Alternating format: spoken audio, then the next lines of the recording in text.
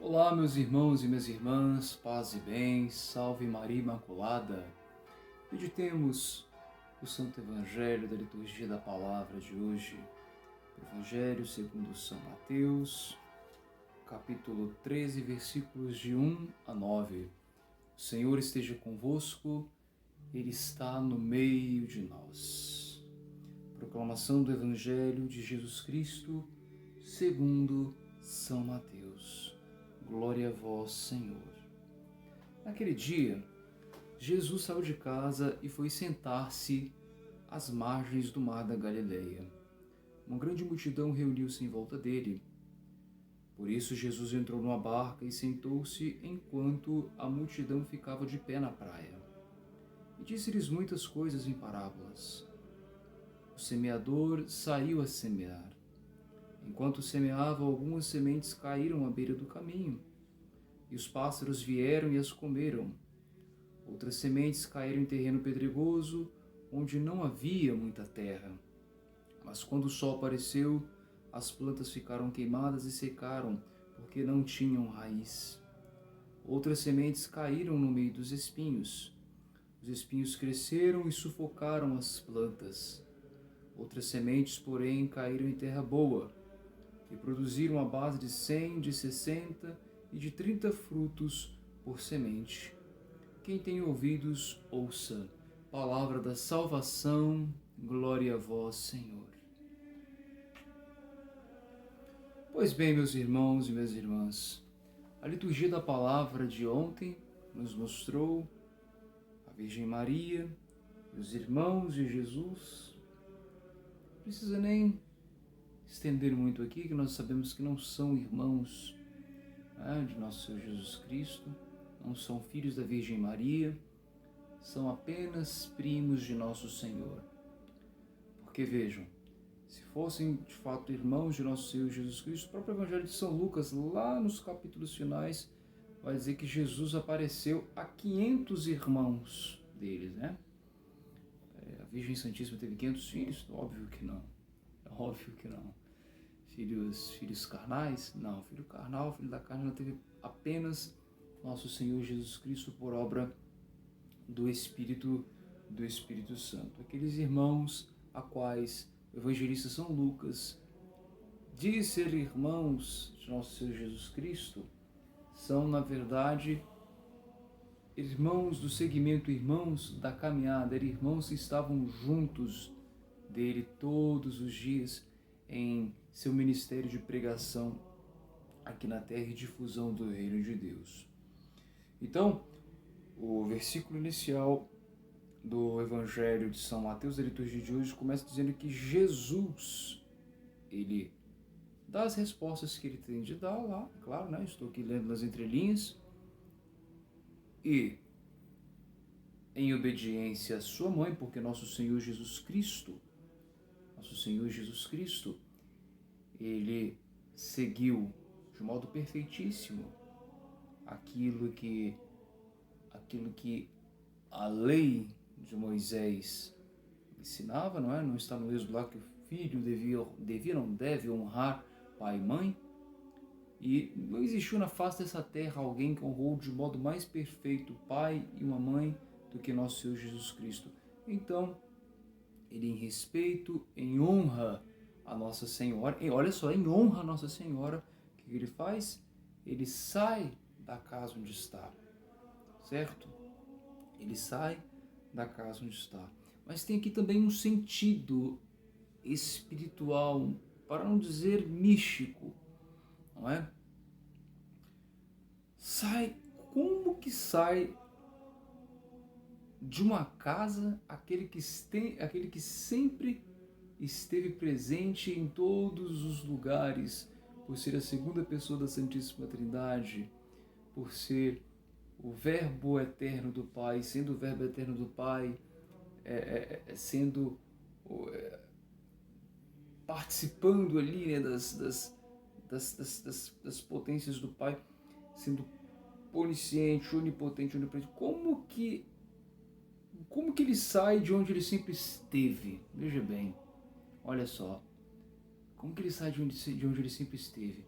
Sim, Nosso Senhor Jesus saiu, minha gente, mas ele saiu da sua riqueza nos céus, a sua riqueza espiritual nos céus, tomou a forma humana no seio da Virgem Maria, tornou-se um de nós, exceto no pecado, para nos tornar filhos de Deus Pai, no único Filho, que é Ele, o unigênito do Pai, conforme está escrito no Evangelho de São João. Então ele sai da casa paterna, para assumir a nossa humanidade, assumir a nossa pobreza, para nos fazer ricos, nos tornar ricos da vossa graça e abrir-nos as portas do céu. Inclusive ele sai justamente da casa paterna para abrir as portas do céu que antes, infelizmente, estavam fechadas por causa dos nossos pecados. Olha a grande e infinita misericórdia de nosso Senhor Jesus Cristo para conosco, que muitas vezes somos pecadores ingratos e não agradecemos. E aqui diz que ele foi sentar-se às margens do mar da Galileia e uma grande multidão reúne-se em volta dele. E por isso então, pela grande multidão ali, ele entra na barca, ele senta-se, enquanto a multidão fica de pé na praia. O Senhor Jesus Cristo não queria ficar descosta para ninguém. Entre a multidão ele ia ficar descosta, com certeza, para alguns daqueles que ali estavam. Ele queria vê-los face a face. E continua querendo, minha gente, nos ver face a face. Sobretudo no céu. Se aqui na terra nós vivermos, como dizia do Henrique Soares, a nossa vida ancorados em Deus, que é o nosso sumo bem. Lá na eternidade, quando for o momento da nossa Páscoa, lá na eternidade nós o veremos face a face.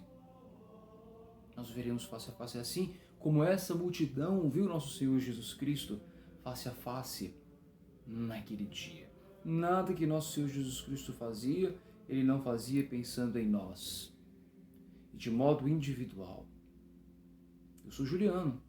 Quando Jesus sobe nessa barca e fica de frente a essa multidão, ele toma este ato pensando em mim, que nessa época nem sequer existia, mas ele tomou essa atitude pensando em mim, tomou essa atitude pensando em você, meu irmão e minha irmã. Porque um dia ele quer nos ver face a face no céu, para que nós possamos contemplar a sua face transfigurada, glorificada pelo Espírito Santo, aquela face que tanto foi escarnecida, zombada, ultrajada, maltratada pelos seus algozes no momento da sua paixão. E aqui ele então vai contar, ele vai iniciar o seu ciclo, não é? De parábolas. Ele vai iniciar o seu ciclo de parábolas. Veja bem, São João Crisóstomo, de modo muito sábio, vai dizer que nas bem-aventuranças, Jesus não conta as bem-aventuranças por meio de parábolas.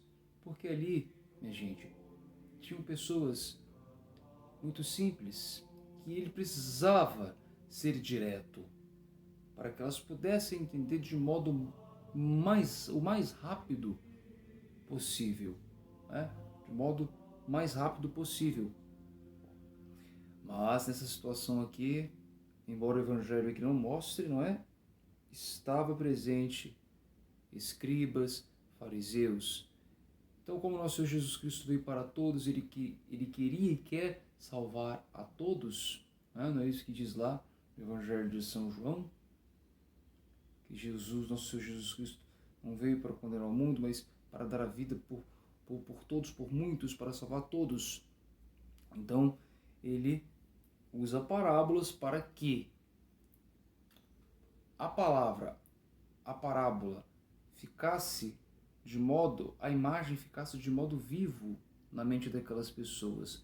pessoas simples que ali estavam e pessoas mais cultas, né? Os escribas, os fariseus que conheciam a Sagrada Escritura, conheciam a lei de Moisés. Então vejam, meus irmãos e minhas irmãs, que lição nós podemos tirar disso?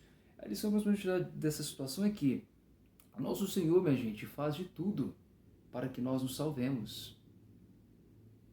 Faz de tudo para que nós nos salvemos. Das dificuldades que nós temos, Ele cria muitas vezes meios, caminhos, para que a gente encontre uma forma mais compreensível possível do seu mistério, para que a gente possa aderir e assim viver com Ele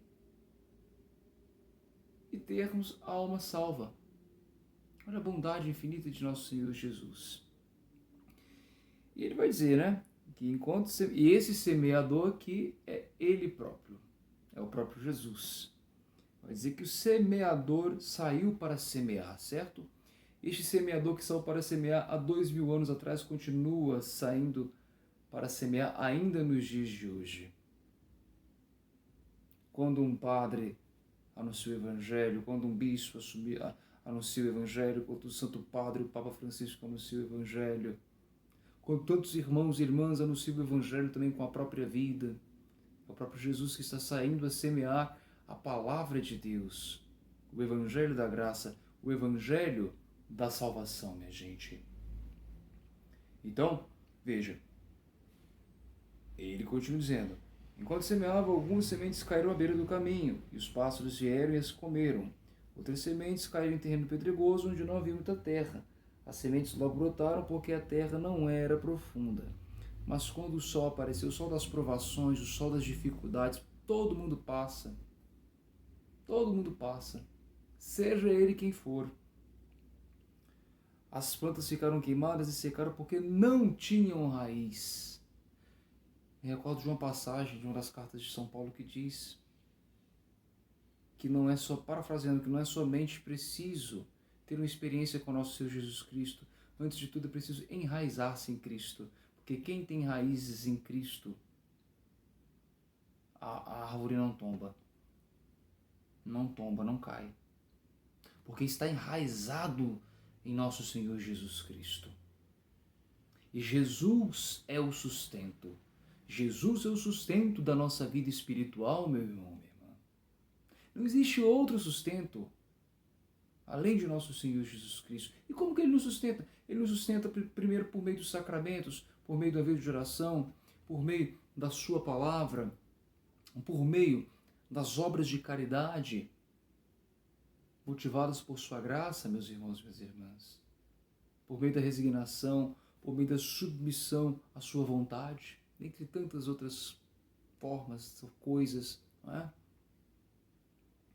E ele vai dizer: e outros sementes caíram no meio dos espinhos, os espinhos cresceram e sufocaram as plantas. Outras sementes, porém, caíram em terra boa e produziram a base de 100, de 60 e de 30 frutos por semente. Cada um, minha gente, tem uma aptidão dada por Deus. Então, olha só, se você na sua comunidade paroquial adora ficar cobrando dos outros que têm a mesma aptidão que você, e porque não tem, fica criticando, fica falando mal, criando fofoquinha, para com isso, não faça isso, você está pecando. Não é exagero não, você está pecando. Olha aqui, a própria palavra de Deus, o próprio nosso Senhor Jesus dizendo: e produziram a base de 100, alguns produziram 100, de 60, olha só, foi diminuindo, 60, e de 30 frutos por semente. Meu irmão, minha irmã, claro que nós devemos incentivar os nossos irmãos. Agora, se ele tem aptidão para tanto, reze para que ele seja fiel àquele tanto. Critica não. Não tem essa atitude farisaica não. Ajude-o, reze por ele. Reze por ele. E nosso Senhor vai dizer: para terminar, quem tem ouvidos, ouça. Esses ouvidos que o nosso Senhor Jesus Cristo está querendo dizer aqui não são puramente os nossos ouvidos naturais. Né? Mais do que isso, são os ouvidos espirituais, São os ouvidos da alma, é o ouvido da alma. Então, meu irmão, que o meu ouvido e o teu ouvido da alma, do espírito, esteja atento às palavras de nosso Senhor Jesus Cristo, que são luz e vida eterna. Desejo a você toda a paz e todo o bem. Curta essa homilia, compartilhe, se inscreva no nosso apostolado se você ainda não é inscrito, para que essa homilia tenha mais abrangência para que mais irmãos cheguem ao conhecimento da palavra de nosso Senhor Jesus Cristo. Porque é aquilo que São Paulo diz na carta aos Romanos: se não tem quem pregue, não vai ter quem acreditar, né? A palavra da salvação. Louvado seja nosso Senhor Jesus Cristo e sua Mãe Maria Santíssima, para sempre seja louvado. Salve Maria Imaculada.